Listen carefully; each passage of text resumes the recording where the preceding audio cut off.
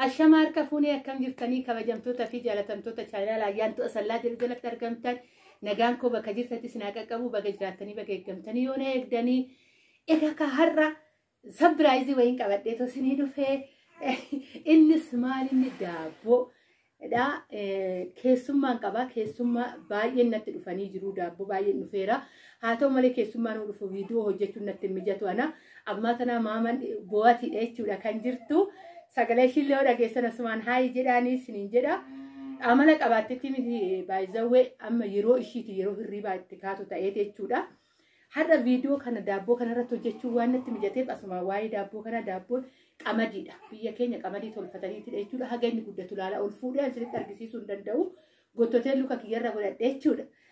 kanaafuyyuu maal isiniin jechuufanii har'a yeroo jalqabaan birzii hojjedhe jalqaba hoon jedhe mana kiyyaan hojjennee osoo hin ta'in keessummaadhaaf yeroo baay'ee kenneettoon hojjedha sababbiin illee damma barbaada birzii waan ta'eef asumaan birziin immoo waan tokko of keessaa qabaateeti miti keemikaala addaa of keessaa qabaateeti miti akka beektan dammaa fi damma qofaan hojjetamaa isiniin jechuu jaaladha haala kanaan keessummaa simadhi baay'izawee uffanniwwan adda addaa kennaan adda addaa dhufee fiiraa tokkollee viidiyoo irratti hojjenne warroonni uffata irratti illee kennaa shiidhaa dhufe hunda viidiyoo nu hojjedhu soo jettanii isiniifan hojjedha rakkoon tokkoyyuu hin jiru kara fuulduraatti jechuudha kafana baay'ee dhufeera yeroo tokko kennaa dhufe irratti nama nalaalcha dhufe irratti viidiyoo hojjechuu sirumaayyuu hin dandeenye tokko keessummeessuu jedhee daa'ima jedhee haalli naan mijanne har'a garuu warri dhufee keessummaan daabboo as teessisanii kara biraa keessummaa'uu deeman jechuudha. Kanaaf irratti hojjedhee egaa kan warri daabboo qamadii jaalattanii laayik godhaa asumaan immoo waa yaadattan qabdu biyyatti daabboo kan maatii dhaabattanii deemtanii yookaan immoo warri jireenya jiraattanii mana horattanii kaatanii kara biyya arabaa deemtan tolfattanii mana namaa deemtanii yoo sindeessan namni dhufee sillaalee asumaan akka seenatti yaadachuu dandeessanii baay'izawee duqeetiin adaamaa keessatti tolfamee guyyaa 3 olitti hin tabalaasha daabboon achii dhufu jechuudha torbee ta'a qamadiidha sukkuumamee sirriitti sukkuumameetidha kan tolfamu waan ta'eef homaa tokko hin ta'u akka lafa ho'atiin jechuudha yeroo hundaa gizeessa fidan haga torbee tokko yeroo taa'u faatuyyuu jira jechuudha daabboon qamadii homaa tokko hin ta'u amma namni baay'inaan amma adaamaa keessatti namni kan tolchu duqeetidha ani garuu akkan daabboo kana jaaladhu homaan jaaladhu asitti garuu hootolchitti akkasitti siif hin mi'aawu bishaan haa ta'u maal akka ta'e hin beeku daabboo qamadii namni hunduu karas yoo dhufu olloonni kiyya hundaa